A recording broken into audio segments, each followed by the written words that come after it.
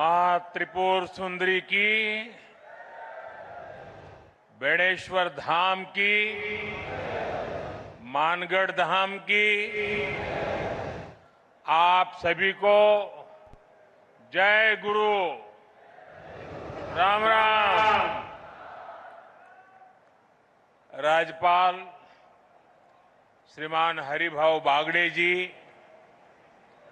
यहाँ के लोकप्रिय मुख्यमंत्री श्री भजनलाल शर्मा जी, पूर्व मुख्यमंत्री बहन वसुंधरा राजे जी, मंत्रिमंडल में मेरे सहयोगी प्रहलाद जोशी जी, जोधपुर से हमारे साथ जुड़ रहे भाई गजेंद्र सिंह शेखावत जी, अश्विनी वैष्णव जी, बीकानेर से हमारे साथ जुड़ रहे श्रीमान अर्जुनराम मेघवाल जी, यहां उपस्थित उप मुख्यमंत्री प्रेमचंद बैरवा जी, दिया कुमारी जी, भाजपा के प्रदेश अध्यक्ष श्रीमान मदन राठौड़ जी, राजस्थान सरकार के मंत्रीगण, अन्य सभी महानुभाव, भाई और बहनों, आज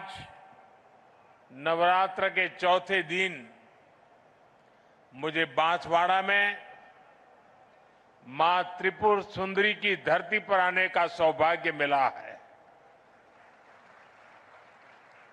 मुझे कांठल और वागड़ की गंगा मानी जाने वाली माही मां के भी दर्शन हुए।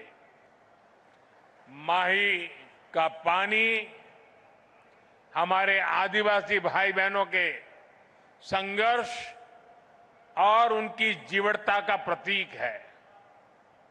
महानायक गोविंद गुरु जी के प्रेरणादायी नेतृत्व ने जो अलग जगाई, माही का पवित्र जल उस महागाथा का साक्षी है।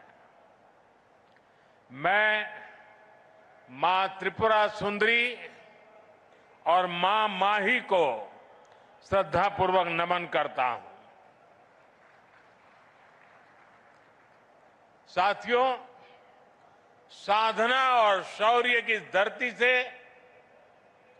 मैं महाराणा प्रताप, राजा बांसिया भील, उनको श्रद्धापूर्वक उनका पुण्य स्मरण करता हूं और उन्हें नमन करता हूं। साथियों, नवरात्रि में हम शक्ति के 9 स्वरूपों की पूजा करते हैं और आज यहां ऊर्जा शक्ति यानी बिजली उत्पादन से जुड़ा इतना बड़ा आयोजन हो रहा है। राजस्थान की धरती से आज बिजली क्षेत्र में भारत के सामर्थ्य का एक नया अध्याय लिखा जा रहा है। आज राजस्थान, मध्य प्रदेश, आंध्र प्रदेश, कर्नाटका और महाराष्ट्र में 90,000 करोड़ रुपए से ज्यादा के बिजली प्रोजेक्ट शुरू हुए हैं। 90,000 करोड़ रुपया से ज्यादा के प्रोजेक्ट्स एक साथ शुरू होना ये दिखाता है कि देश आज बिजली की रफ्तार से आगे बढ़ रहा है और इस रफ्तार में देश के सभी हिस्से शामिल हैं। हर राज्य को प्राथमिकता दी जा रही है। यहां राजस्थान में भी क्लीन एनर्जी प्रोजेक्ट और ट्रांसमिशन लाइन की आधारशिला रखी गई है। बांसवाड़ा में राजस्थान एटॉमिक पावर प्रोजेक्ट का शिलान्यास हुआ है। यहां सोलर एनर्जी प्रोजेक्ट का उद्घाटन भी हुआ है। यानी सोलर ऊर्जा से लेकर परमाणु ऊर्जा तक देश अपनी बिजली उत्पादन क्षमता को नई ऊंचाई तक लेकर जा रहा है। साथियों, आज तकनीक और उद्योगों के जमाने में विकास की गाड़ी बिजली से ही दौड़ती है। बिजली है तो उजाला है, बिजली है तो गति है, बिजली है तो प्रगति है, बिजली है तो दूरियां मिटती हैं और बिजली है तो दुनिया हमारे पास है। लेकिन मेरे भाइयों बहनों, हमारे देश में कांग्रेस की सरकार ने बिजली के महत्व पर ध्यान ही नहीं दिया। जब 2014 में आपने मुझे सेवा का अवसर दिया और जब मैंने दायित्व संभाला तो देश के 2.5 करोड़ घर ऐसे थे जहां बिजली का कनेक्शन नहीं था। आजादी के 70 साल बाद भी देश के 18,000 गांवों में बिजली का खंभा तक नहीं लगा था। देश के बड़े बड़े शहरों में घंटों घंटों की बिजली कटौती होती थी। गांव में तो 4-5 घंटे बिजली आ जाए तो बड़ी बात होती थी और उस समय लोग चुटकुला सुनाते थे कि हमारे यहां बिजली जाती है, ये न्यूज नहीं है। लोग कहते थे कि बिजली आई, वो न्यूज होता था। लोग एक दूसरे को बधाई देते थे कि आज 1 घंटा बिजली आई थी। वो हाल थे। आज बिजली नहीं थी तो फैक्ट्रियां भी नहीं चल पाती थी, नए उद्योग नहीं लग पाते थे। राजस्थान समेत पूरे देश में यही हालत थी। भाइयों बहनों, 2014 में हमारी सरकार ने इन हालातों को बदलने का संकल्प लिया। हमने देश के हर गांव तक बिजली पहुंचाई। हमने 2.5 करोड़ घरों को मुफ्त बिजली कनेक्शन दिया और जहां जहां बिजली के तार पहुंचे वहां बिजली भी पहुंची। वहां लोगों की जिंदगी आसान हुई, वहां नए नए उद्योग पहुंचे। साथियों, 21वीं सदी में जिस देश को तेज गति से विकास करना है उसे अपने यहां बिजली उत्पादन बढ़ाना ही होगा और इसमें भी सबसे सफल वही देश होंगे जो स्वच्छ ऊर्जा यानी क्लीन एनर्जी में आगे रहेंगे। इसलिए हमारी सरकार स्वच्छ ऊर्जा के अभियान को एक जन आंदोलन बनाकर काम कर रही है। हमने पीएम सूर्य घर मुफ्त बिजली योजना शुरू की।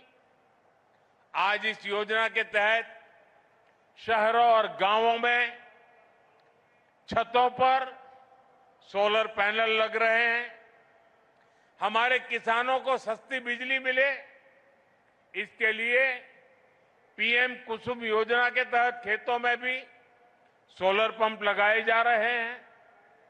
आज इस दिशा में कई राज्यों में सोलर प्रोजेक्ट्स का उद्घाटन हुआ है।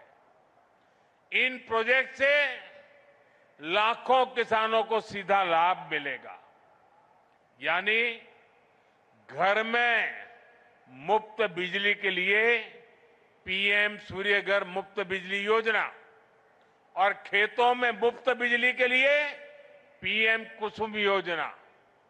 अभी मैं कुछ देर पहले पीएम कुसुम योजना के कई मेरे किसान भाई बहनों से जो इनके लाभार्थी हैं उनसे बात कर रहा था। मैं महाराष्ट्र के भी किसान भाई बहनों से बात कर रहा था और वो अपने जो अनुभव बता रहे थे वो बहुत ही उत्साहवर्धक थे। सौर ऊर्जा से मुफ्त बिजली उनके लिए बहुत बड़ा वरदान साबित हो रहा है। साथियों, आज भारत विकसित होने के लिए तेज गति से काम कर रहा है और इसमें राजस्थान की भी बड़ी भूमिका है। आज यहां राजस्थान के लोगों के लिए 30,000 करोड़ रुपए की अन्य परियोजनाओं को भी शुरू किया गया है। पानी, बिजली, सेहत, इससे जुड़ी इन परियोजनाओं को उससे आप लोगों की सुविधाएं बढ़ेगी। मैंने अभी वंदे भारत समेत 3 नई ट्रेनों को हरी झंडी भी दिखाई है। इस समय देश में रोजगार के नए अवसर पैदा करने का भी बड़ा अभियान चल रहा है। उसी कड़ी में आज राजस्थान के 15,000 युवाओं को सरकारी नौकरियों के नियुक्ति पत्र भी मिले हैं। मैं इन सभी युवाओं को जीवन की इस नई यात्रा की शुभकामनाएं देता हूं। मैं राजस्थान के लोगों को विकास की परियोजनाओं के लिए भी बधाई देता हूं। साथियों, मुझे खुशी है कि आज राजस्थान की भाजपा सरकार राज्य के विकास में पूरी ईमानदारी से जुटी है।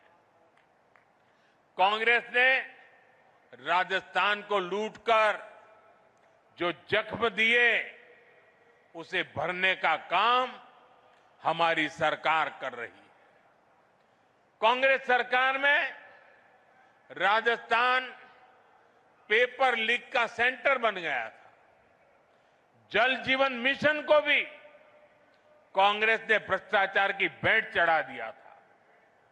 महिलाओं पर अत्याचार चरम पर था। बलात्कारियों को संरक्षण दिया जा रहा था। कांग्रेस राज में बांसवाड़ा, डूंगरपुर, प्रतापगढ़ जैसे क्षेत्रों में अपराध और अवैध शराब का कारोबार खूब पनपा। लेकिन जब यहां आपने भाजपा को मौका दिया तो हमने कानून व्यवस्था को मजबूत किया, योजनाओं में तेजी लाए। हम यहां बड़े बड़े प्रोजेक्ट लगा रहे हैं। आज राजस्थान में हाईवेज, एक्सप्रेसवेज का नेटवर्क बिछाया जा रहा है। आज भाजपा सरकार राजस्थान को, दक्षिण राजस्थान को तेज विकास की राह पर आगे बढ़ा रही है। साथियों, आज पंडित दीनदयाल उपाध्याय जी की जन्म जयंती है। उन्होंने हमें अंत्योदय का सिद्धांत दिया था। अंत्योदय यानी समाज के आखिरी पायदान पर खड़े व्यक्ति का उत्थान। उनका ये विजन आज हमारा मिशन बन चुका है। आज हम बहुत सेवा भाव से गरीब, दलित, पिछड़े, आदिवासी सभी के हित में काम कर रहे हैं। सबका साथ, सबका विकास, इसी मंत्र को लेकर के चल रहे हैं। साथियों, कांग्रेस ने आदिवासी समाज को हमेशा नजरअंदाज किया। उनकी जरूरतों को कभी समझा ही नहीं। ये भाजपा सरकार है जिसने आदिवासी कल्याण को प्राथमिकता देते हुए अलग मंत्रालय बनाया। जब अटल जी की सरकार आई तब पहली बार आदिवासी मंत्रालय बना।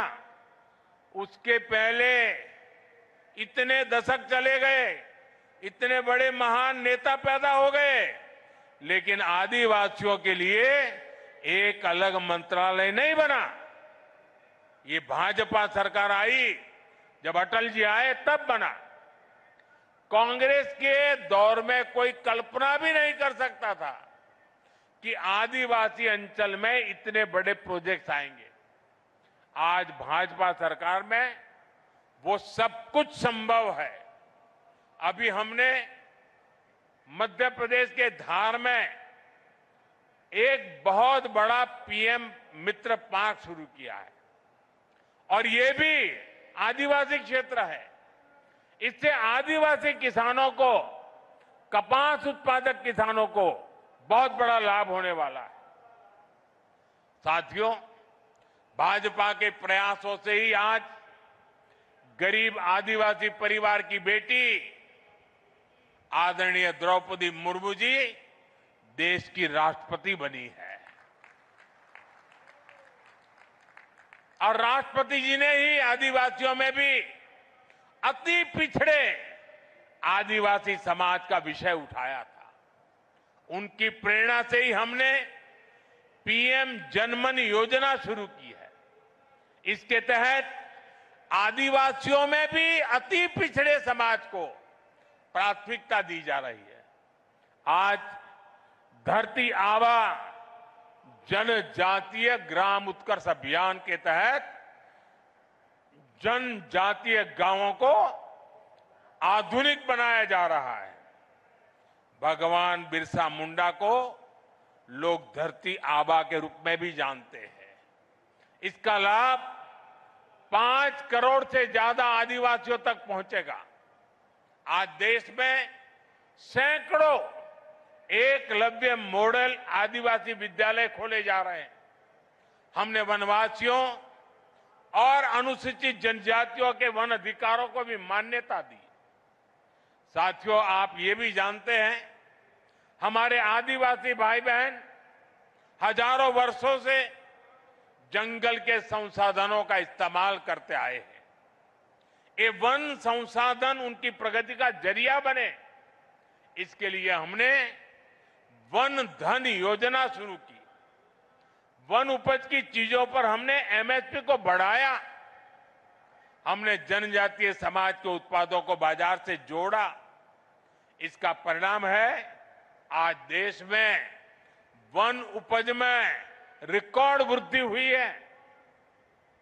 साथियों, आदिवासी समाज को स्वाभिमान से जीवन जीने का अवसर मिले, ये हमारी प्रतिबद्धता है। उनकी आस्था, उनके आत्मसम्मान और उनकी संस्कृति की रक्षा करना, ये हमारा संकल्प है। साथियों, जब देश के सामान्य मानव का जीवन आसान होता है तो वो खुद आगे बढ़कर देश की प्रगति का नेतृत्व करता है। आप लोगों को याद होगा, आज से 11 साल पहले कांग्रेस के समय हालात कितने खराब थे। और खराब क्यों थे? क्योंकि कांग्रेस सरकार देशवासियों के ही शोषण में लगी थी। कांग्रेस सरकार देश के लोगों को ही लूट रही थी। कांग्रेस के समय में टैक्स और महंगाई दोनों आसमान पर थी। आपने जब मोदी को आशीर्वाद दिया तो हमारी सरकार ने कांग्रेस की लूट को बंद किया। साथियों, ये आजकल बहुत मुझ पर गुस्से में रहते हैं, इसका कारण भी यही है। साथियों, 2017 में हमने जीएसटी लागू करके देश को टैक्स और टोल के जंजाल से मुक्ति दिलाई थी। अभी नवरात्रि के पहले दिन से फिर जीएसटी में बहुत बड़ा सुधार किया गया है। इसका नतीजा ये हुआ है कि आज पूरा भारत जीएसटी बचत उत्सव मना रहा है। हर रोज इस्तेमाल की जाने वाली ज्यादातर चीजें सस्ती हो गई हैं। यहां इतनी बड़ी संख्या में माताएं बहनें आई हैं, और जब मैं अभी जीप में आ रहा था, सब माताएं बहनें आशीर्वाद दे रही थी। घर में माताओं बहनों के लिए रसोई का खर्च कम हो गया है। साथियों, साल 2014 से पहले अगर आप साबुन, शैम्पू, टूथपेस्ट, टूथ पाउडर ऐसे रोजमर्रा के सामान पर अगर आप 100 रुपये की चीज खरीदते थे तब ये 100 रुपये का सामान आपको 131 रुपये का पड़ता था। सामान 100 का और देना पड़ता था 131 रुपया।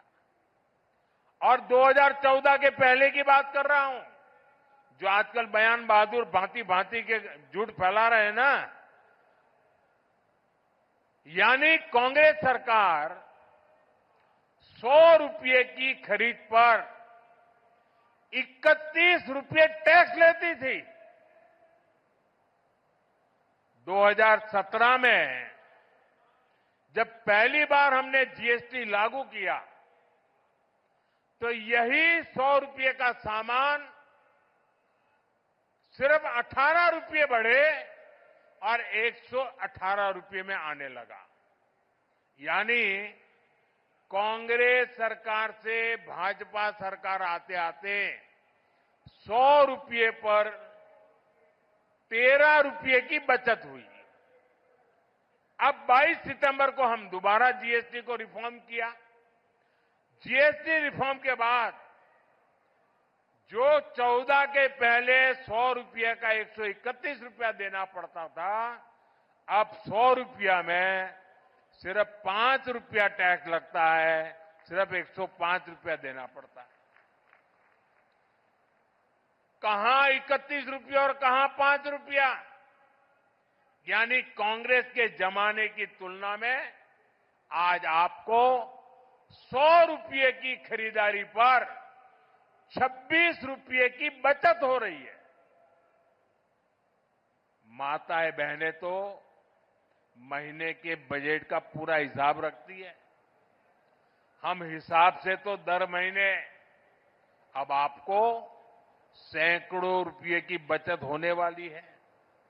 साथियों, जूते चप्पल तो सबकी जरूरत होते हैं।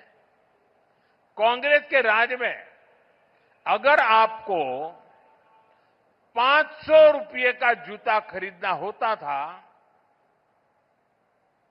तो वो 575 रुपये का आता था। यानी 500 का जूता और बिल आता था 575। यानी कांग्रेस 500 रुपये के जूते पर 75 रुपये का टैक्स आपसे वसूलती थी। हमने जीएसटी लागू किया तो टैक्स 15 रुपया कम हो गया। अब नए जीएसटी के बाद आपको इसी जूते पर 50 रुपया कम देना पड़ेगा। पहले 500 से ऊपर के जूतों पर और भी ज्यादा टैक्स लगता था। हमने वो 500 वाला स्लैब भी हटा दिया। अब हमने जो 500 तक का स्लैब था उसको हटा करके 2500 रुपये तक के जूते उसका टैक्स भी कम कर दिया। साथियों, एक सामान्य परिवार का सपना होता है कि उसके पास एक स्कूटर या मोटरसाइकिल हो। कांग्रेस राज में ये भी पहुंच से बाहर था। कांग्रेस 60,000 की बाइक पर, अगर एक बाइक आप खरीदते हैं 60,000 रुपये में, तो 19,000 रुपये से अधिक टैक्स लेती थी। बताइए, 60,000 रुपये के सामने 19,000 से ज्यादा टैक्स। 2017 में हम जीएसटी लाए तो ये टैक्स 2-2.5 हजार रुपया कम किया। और अब 22 सितंबर को जो दरें लागू की, उसके बाद अब 60,000 की बाइक पर सिर्फ 10,000 रुपया टैक्स हम ले आए नीचे। यानी 2014 की तुलना में करीब 9,000 रुपये का फायदा हुआ। साथियों, कांग्रेस के राज में अपना घर बनाना भी बहुत महंगा था। 300 रुपये के सीमेंट के बैग पर कांग्रेस सरकार 90 रुपये से अधिक टैक्स लेती थी। 2017 में जीएसटी आने के बाद ये करीब 10 रुपया कम हुआ और अब जब दोबारा हम रिफॉर्म करके जीएसटी लाए तो 22 सितंबर के बाद सीमेंट के उसी बैग पर करीब 50 रुपये ही जीएसटी लग रही है। यानी सीमेंट के हर बैग पर भी 2014 की तुलना में आज 40 रुपये की बचत हो रही है। यानी कांग्रेस राज में जहां लूट ही लूट थी, वहीं आज भाजपा की सरकार में बचत ही बचत है। और तभी तो देश जीएसटी बचत उत्सव मना रहा है और जीएसटी बचत उत्सव को पूरे देश में मनाया जा रहा है।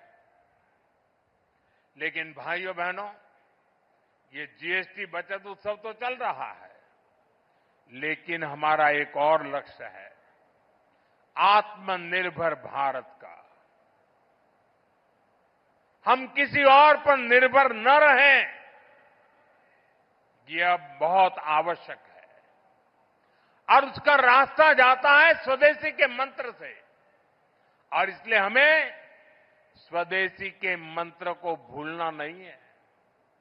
मैं आप सबसे आग्रह करूंगा, और राजस्थान में और देश के कोने कोने में जो लोग मुझे सुन रहे हैं, उन सबसे भी आग्रह करूंगा, खास करके मेरे दुकानदार व्यापारियों से आग्रह करूंगा, हम जो बेचेंगे वो स्वदेशी ही बेचेंगे। और मैं देशवासियों से आग्रह करूंगा, हम जो खरीदेंगे वो भी स्वदेशी ही खरीदेंगे। हम दुकानदार को पूछेंगे, बताओ भाई ये स्वदेशी है कि नहीं है? और मेरी तो स्वदेशी की व्याख्या बहुत सिंपल है, कंपनी दुनिया के किसी भी देश की क्यों न हो, ब्रांड दुनिया के किसी भी देश की क्यों न हो, लेकिन वो हिंदुस्तान में बनने वाला होना चाहिए।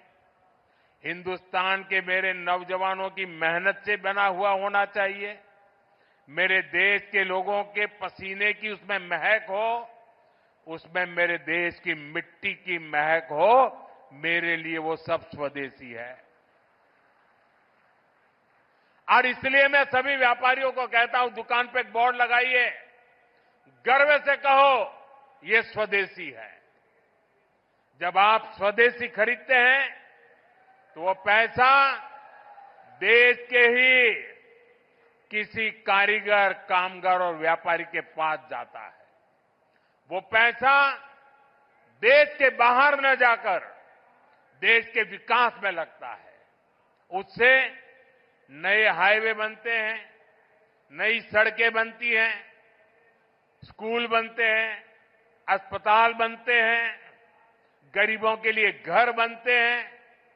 और इसलिए साथियों, हमें स्वदेशी को अपना स्वाभिमान बनाना है।